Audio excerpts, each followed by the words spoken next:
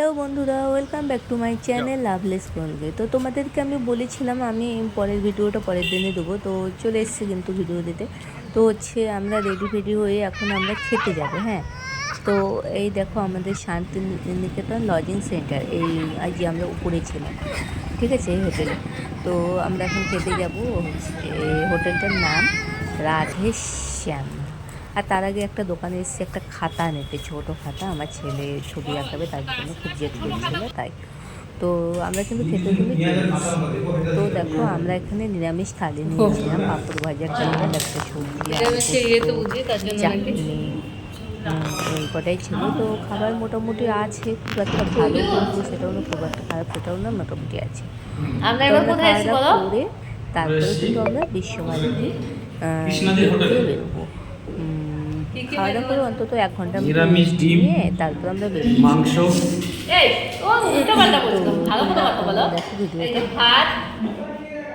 ভাত, আলু ভাজা, সবজি, পাঁপড়, টক দই, আচার, ডাল, এটা কি চাটনি, এটা মনে হয় করলা শুক্তা। হ্যাঁ, তারপরে বলো। পুরা আমরা বিশ্বভারতীর গেটের সামনে চলে এসেছি। তো এখন টোটো করে আমরা দেখব। তো আমাদের যে টোটোর যে মানে ড্রাইভার ছিল, মানে দাদাটা ছিল, ওই মানে ওইখানে বোলপুরেতেই বাড়ি, খুব ভালো করে আমাদেরকে গাইড করেছিল। তো সব কিছু বলে দিচ্ছিল, এটা কি ওটা কি। হ্যাঁ, অনেক টোটোওয়ালা আছে না, অতটা বলে না, মানে শুধু একটু জাস্ট দেখিয়ে নিয়ে চলে যায়। কিন্তু এই দাদা আমাদেরকে অনেকটাই মানে বলেছিল যা যেহেতু ওখানেই বাড়ি, তো হচ্ছে তার জন্য খুব মানে ভালো হয়েছিল। আর তো তোমরা দেখো ভিডিওটা, তাহলে বুঝতে পারবে যে কী আছে। মানে বিশ্বভারতীটা যারা দেখোনি, যারা দেখেছো তাদেরকে তো বলার নেই, যারা দেখোনি তোমরা দেখো, সবটাই দেখতে পাবো। আপনাদেরকে লাইভ দেখি ওইখানে গাইড করলে ঠিক ছিল। আর এইগুলো হচ্ছে বিশ্বভারতী কোয়ার্টার, বুঝলেন? এখানে যারা বিশ্বভারতী টিচার আছে তাদের এইগুলো হচ্ছে কোয়ার্টার। আর এই কোয়ার্টারটা হচ্ছে খুব সুন্দর কোয়ার্টার, যার শখ আছে ভারতবর্ষে যত রকম ফুল আছে, ফুল দিয়ে কোয়ার্টারটিকে সাজিয়ে রাখা, এবং নাম দিচ্ছে দক্ষিণা হাওয়া। আর এইখানে রবি ঠাকুরের মতো সেই নামকরণ প্রথা এখনো চালু আছে। কেউ কোয়ার্টার থেকে শুরু করে গেট থেকে শুরু করে ডিপার্টমেন্ট রক্ষণা করে রাখা আছে। এমনকি ইন্দিরা গান্ধী এখানে বেশি দিন পড়াশুনো করতে পারেনি, বুঝলেন? ইন্দিরা গান্ধী যেহেতু ফরেন কান্ট্রি থেকে বিলং করেছিলেন, ছোট ড্রেস পরতেন, স্মোক করতেন, সেজন্য রবি ঠাকুর তাকে এখান থেকে মানে বহিষ্কার করেছিলেন, রাষ্ট্রীয়কৃত করেছিলেন। আচ্ছা। আর এইখানে কোথা ছিল শাড়ি, আর ছেলেদের গেরুয়া পাঞ্জাবি, আর সাদা প্যান্ট।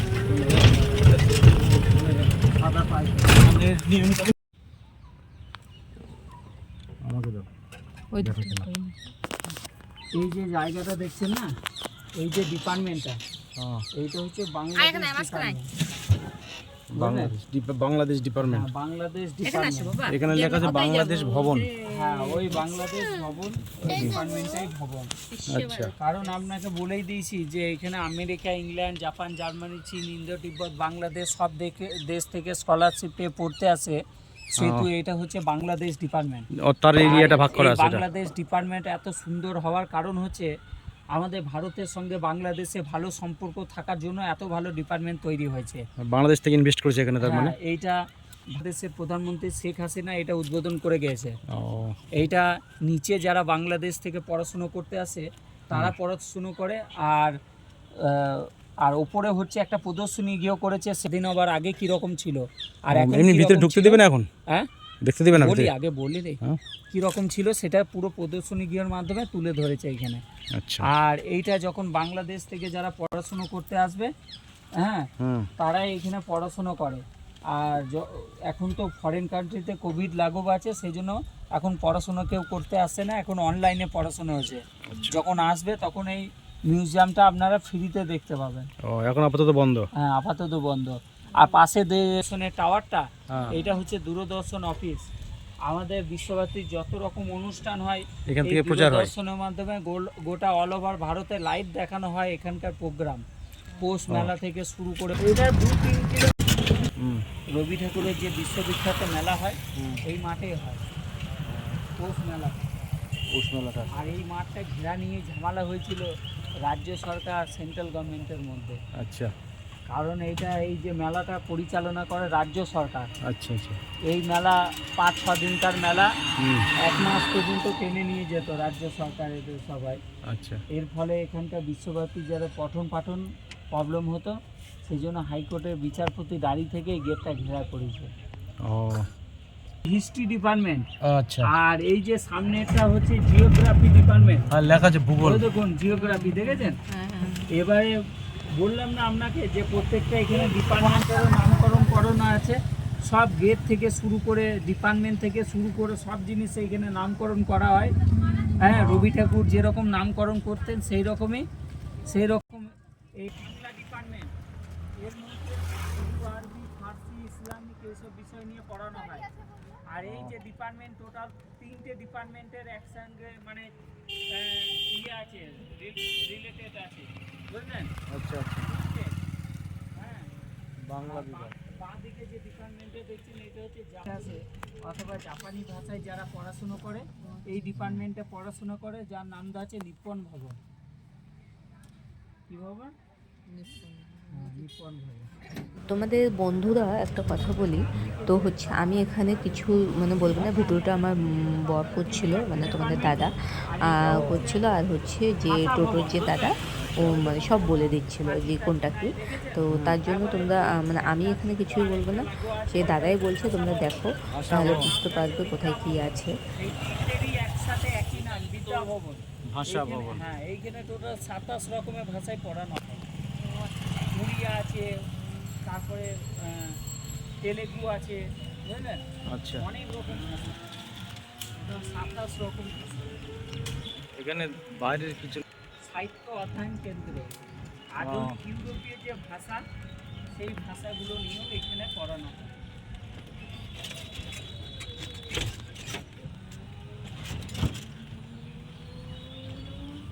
এবারে ওইদিকে পেছন দিকে আমি, হ্যাঁ এইটা হচ্ছে মেন অ্যাডমিনিস্ট্রেটিভ বিল্ডিং। এইখান থেকে ভারত ইউনিভার্সিটি কার্য পরিচালনা করে উপাচার্য, বুঝলেন? আর বাঁ দিকে যে হলুদ রঙের বিল্ডিংটা, ওই বড় করে এটা হচ্ছে হিন্দি ডিপার্টমেন্ট। তার পাশে আছে চীনা ডিপার্টমেন্ট। চায়না। এটা বসন্ত উৎসবের মাঠ, সেই সময় গেটটা খুলে দেওয়া হয়। তালা মারা থাকে। হ্যাঁ, লোকজন তাহলে এখন যেটা ঢুকে আছে ওগুলো ওইগুলো স্টুডেন্ট বটে। আর ডান দিকে যে লাইব্রেরিটা দেখছেন এইদিকে আসতাম। এই যে লাইব্রেরিটা দেখছেন এটা হচ্ছে সেন্ট্রাল লাইব্রেরি। সেন্ট্রাল আদম building, central library. Indira Gandhi ভারতের প্রধানমন্ত্রী হওয়ার পর বিশ্বব্যাপী যেসব উন্নতি করেছিলেন তার মধ্যে উল্লেখযোগ্য হচ্ছে এই সেন্ট্রাল লাইব্রেরি। এখানে 3 লক্ষেরও বেশি পরিমাণে বই পাওয়া যায় পড়ার জন্য। এইটা এখন ভারতের দ্বিতীয় বৃহত্তম লাইব্রেরি করছে।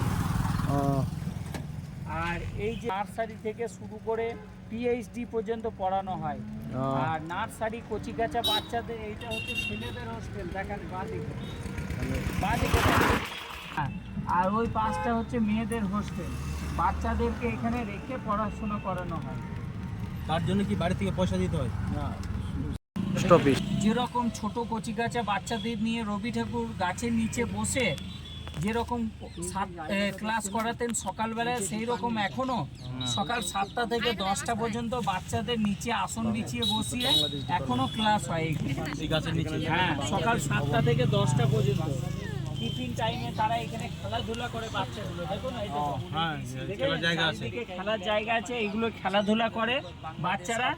হ্যাঁ, আর এই আশ্রমটা রবি ঠাকুর তার ওয়াইফের নাম অনুসারে নাম রেখেছে মৃণালিনী দেবী আনন্দ পাঠশালা, বুঝলেন? এখনো রবি ঠাকুর যেরকম ওপেন ক্লাস করাতেন এখনো সকাল 7টা থেকে 10টা পর্যন্ত সেই রকম ক্লাস একই রকম ভাবে হয়ে যাচ্ছে। আর ওই যে মাটির বাড়িটা দেখছেন, এখানে যতগুলো মাটির বাড়ি আর খড়ের চাল দেখতে পাবেন সব হচ্ছে কবি নন্দলাল বসুর হাতে তৈরি করা। ওইটা নন্দলাল বসু ছিলেন রবি ঠাকুরের আমলে কলা ভবনের টিচার, তিনি ওইটা তৈরি করেছিলেন। রবি ঠাকুর নাম দিয়েছিলেন দেউলি বাড়ি। প্রচন্ড গরমের সময় বাচ্চারা এইদিকে ঢুকে ওইদিকে ওপেন ফ্যানের মধ্যে বসে ক্লাস করে, প্রচন্ড গরম। মানে এখন ঘরগুলোকে আবার নতুন করে ছাউনি করে ওই রকমই রেখে দিয়েছে। আর এই বর্ষার সময় এই পাকা ঘরগুলো ক্লাস করে, আর অন্যান্য সময় এখানে ক্লাস করে। আর ভেতরটা হচ্ছে পাঠক ভবন, যেখানে বড়দেরকে ওপেন গাছের নিচে ক্লাস করানো হয়। এখন অনলাইনে ওই বই পারে ওই দেখুন ভেতর এক্সামটা আপনারা ফ্রিতে বড়দেরকে ওপেন গাছ পাহাড়ি বটগাছ, যেটা সহজ পাঠ বইয়ে প্রথম পেজে যে বট গাছের ছবি আছে এই সেই বট গাছ। এইটা রবি ঠাকুরের পিতামহ শ্রী দেবেন্দ্রনাথ ঠাকুর কোপাই নদীর পাড় থেকে বট গাছের চারাটি এনে এখানে পুঁতেছিলেন, এবং তার পাশে 3টি পাথরের ছাদ করেছিলেন, যার জন্য নাম হয়েছে তিন পাহাড়ি বট গাছ। হ্যাঁ, আর রবি ঠাকুর এইখানেই বসে একটা বিখ্যাত কবিতা লিখেছে, কোমর পাড়ার গরুর গাড়ি বোঝাই করা কলসিয়ারি, গাড়ি চালায় বংশী বদন, সঙ্গে যেটা ভাগ্নে মতন। এই 4টে লাইন যখন রবি ঠাকুর কোপাই নদী থেকে আপ ডাউন করেছিলেন তখন এখানে বসে লিখেছিলেন। আর এই কবিতারই 2টি লাইন সমাপ্ত করেছে বাংলাদেশে পদ্মা পাড়ে শিলাইদহতে। আগে শিলাইদহতে বাংলাদেশে পদ্মা পাড়ে শিলাইদহতে রবি ঠাকুরের জমিদারি শাসন ছিল, ওখানে এই 2টি লাইন সমাপ্ত করেছিলেন, যেটা হাট বসেছে শুক্রবারে বক্সিগঞ্জে পদ্মা পাড়ে। ওটা বাংলাদেশে গিয়ে সমাপ্ত হয়ে গেছে।